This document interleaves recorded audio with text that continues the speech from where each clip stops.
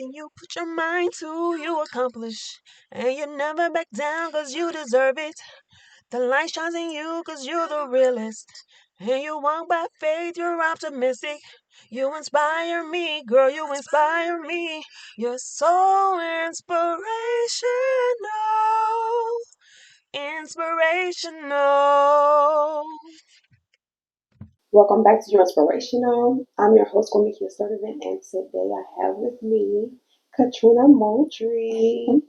I'm so surprised that she was able to come because she never takes breaks. Her books are always filled, so I'm just excited. Like she's the most talented, well, the one that I've always used to do my hair. So Thank you. that's so loud too. So tell us about your new venture. Okay. Well, again, my name is Katrina Lorrell Moultrie. I am the owner of Katrina Lorrell Hair Studio. Um, it is a new adventure. Currently, just trying to get in the hang of having my own personal salon. For the last 10 years, I've been working in other people's salons, so it's just a new adventure for me that I'm excited about, and just trying to find myself in that business. And so you have products coming to you. So what's going on? Is it natural? And how are you having time to create and do hair? You know what I'm saying? Because you stay booked. So how do you do that? To be honest, it is a big juggle trying to find time to work, as you know, just staying busy. Taking that time to do research on the product, because I don't want to just throw anything out there. I want to make sure that it is beneficial to the hair, beneficial to my client. So yes, I could go to any company and say, hey, put my name on here. I want to sell this, but I just want to make sure that I have something that is genuinely purposely, for my customers. So you specialize more in natural hair, or just you do everything? I do everything. Okay.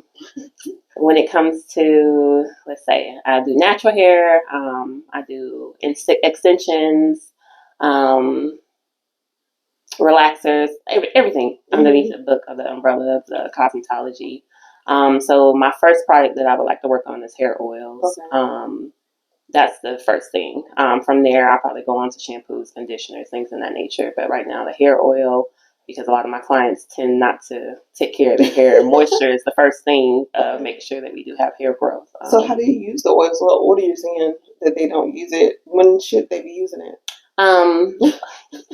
Well, it's a preference thing.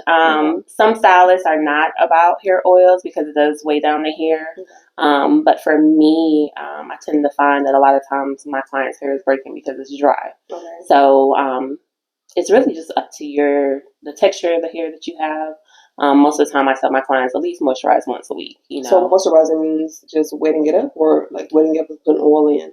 Like how is the process of making sure it's moisturized? For me, the umbrella of moisturizing, there's such a big world of, doing water, or just doing oil based. I am a big oil based person. I'm not big with the water situation because I feel like that's putting lotion on. Like, take my lotion, put some water, mix it up, you're still dry, So I would like something that's going to coat the hair, to protect it from, everyday activities. Okay, and I think that's why people get so confused, because so many different stylists are saying things, and then people on YouTube who are just doing their own hair. So they say, like, if your oil don't have anything to absorb into, so that means that you have to wet your hair and then put the oil on. So I think that's why it's confusing. Yeah. So you don't wet your hair, you just oil it. Yes, just oil it. And it's going to help it grow, or like, what's it? Okay. It'll help it grow, but also keep in mind that a certain oil is not for everybody. Yeah. Some oils, like I tell my clients, if you're using a product that doesn't, have your hair soft, it feels dry afterwards, 9 times out of 10, that product is not for you. Okay. So then it's best to try something else. You want to make sure that it is soft, it's manageable, that you see a benefit in it. If you don't see any benefit in it and you just keep putting it in, your hair is still dry, then try something different. Okay. So you went to school to learn, I guess, the basics of hair, and just to make sure that you know all that you know. Like, what did you do, and how long did you go to school? And Okay, so I actually have an associate's in cosmetology, okay, as well as my cosmetology license as well. Um, to be honest, it's really hard to say what you learn because a lot of it, when it comes to cosmetology, it's a passion that you have to have. The teachers can tell you all the chemical breakdowns and things of that nature, but if it's not a skill that you're passionate about, you really don't learn too much in those classes. For me, I was one of those students that I was actually teaching the teachers, like, oh, this is how I do this or how I do that, just because I've been doing hair since I was 12 years old, So it's always been a passion for me. I feel like it's a God-given talent. As much as I try to pull myself away from it, I keep coming back, so I feel like this is my purpose in life. Okay. And so you plan to teach others, like to start a school or anything like that? I have thought about it. It's just trying to find that juggle, the juggling of having your own business, trying to add to your business, trying to be, or shouldn't say try to be, but also being a single mother. It's a little challenging. I do have people that say, hey, can you teach me? I don't mind teaching, but having that additional skill set is a little challenging in my books right now. Okay. And so how do you balance work life and, like, taking care of children? Because I know that all will do sports and you got to make sure that you're attending to them as a mother. So how do you balance everything, work life and family life? Well, I always tell my children to try to let me know ahead of time because for me, fortunately, majority of my clients book out early. I have some clients that are on my book until December, but I always tell them, like, just be flexible with me because I might have to make those changes just to accommodate my children and what they would like to do.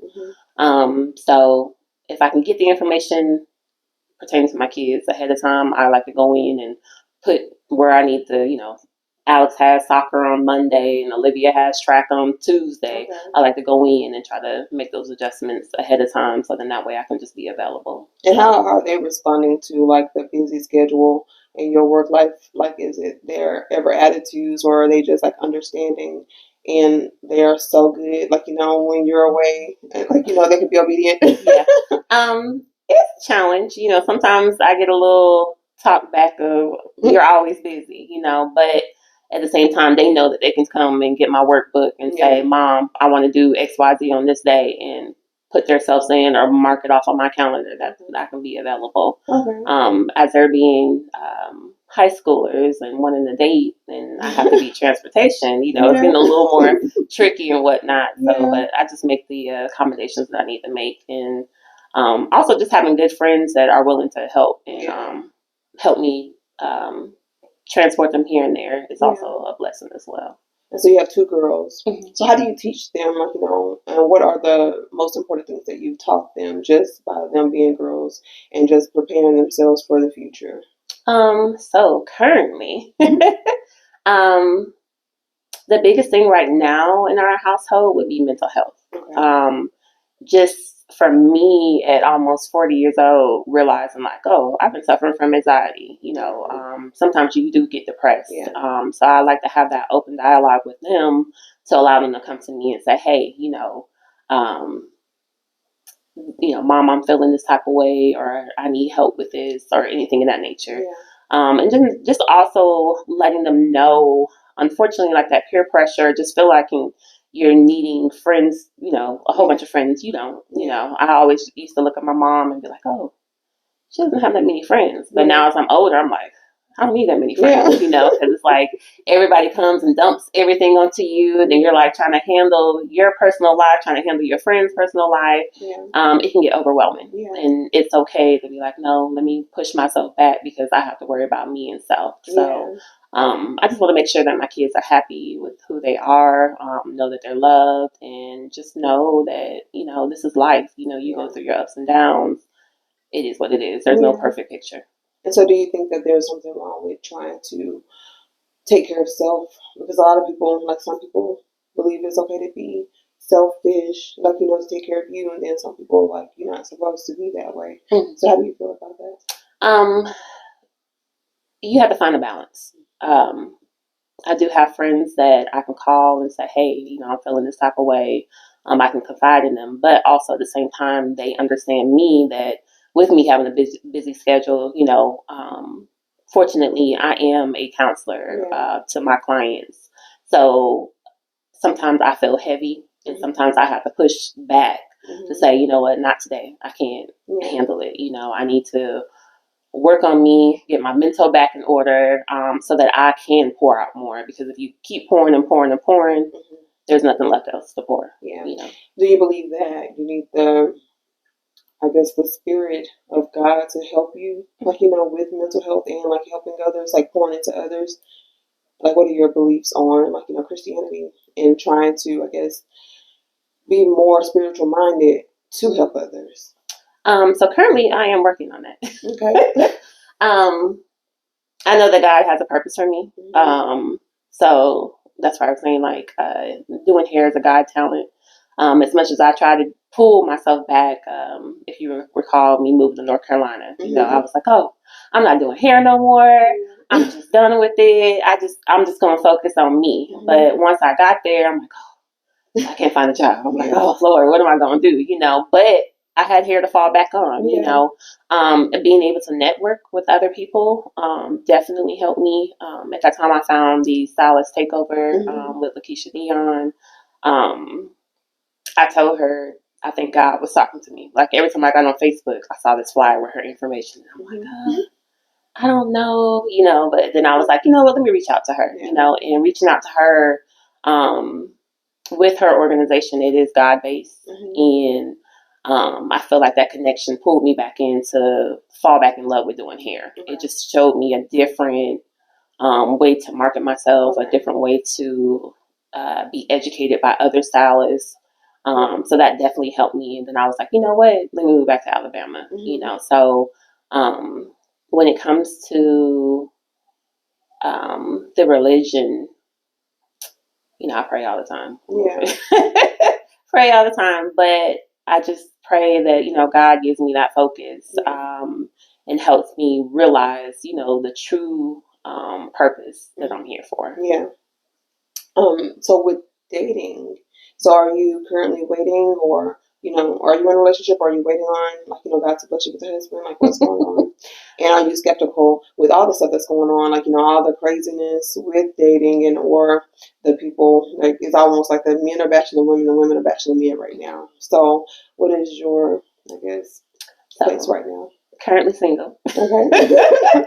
I do have prospects, but for me, I'm trying to find that person that's willing to pour into me, just the same way I'm willing to pour into them. This season is a me season, so it's dealing with a lot of healing, and just, I guess you could say, patiently waiting. I can say that it's gotten to the point where I'm like, you know what, this isn't for me.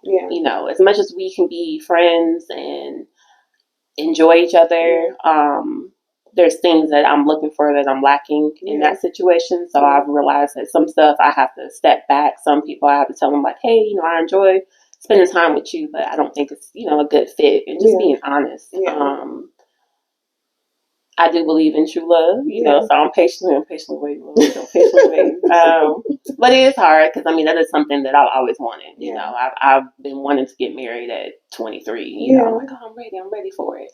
But just realizing that, hey, what you have to offer to somebody else, they have to earn it, and not everybody deserves it, so it's just being patient. So, I think about you when it comes to marriage, because you confided in me and told me what you wanted, and everything that you've done has worked out. So you are my inspiration when it comes to relationships.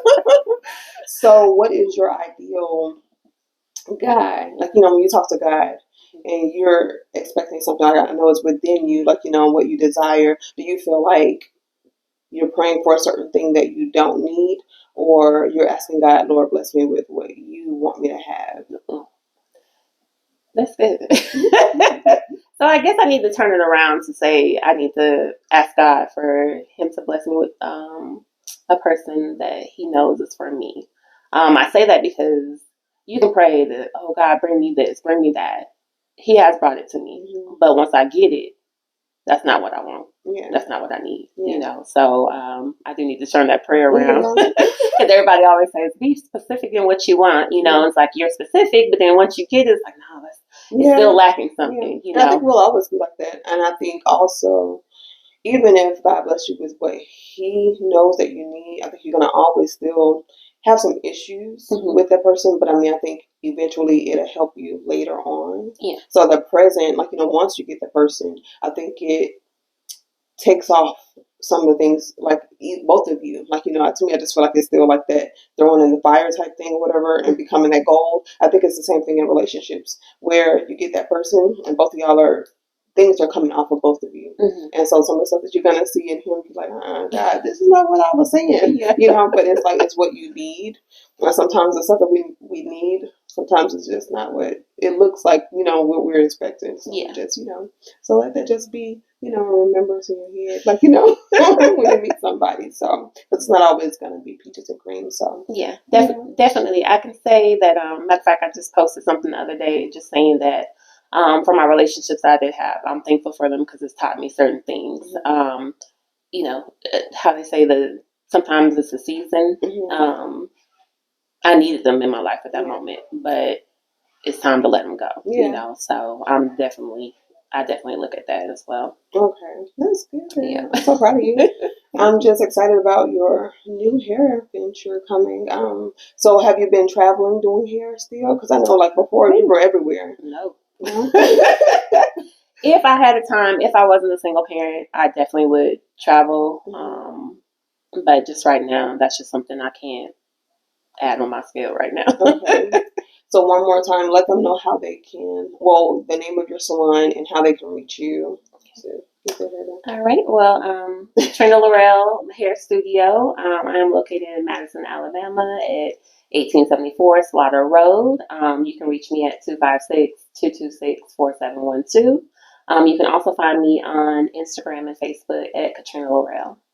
Thank you for watching. Thank you. Thanks for watching Your Inspirational. Don't forget to comment, like, subscribe, and hit the notification bell, all right? See you next time.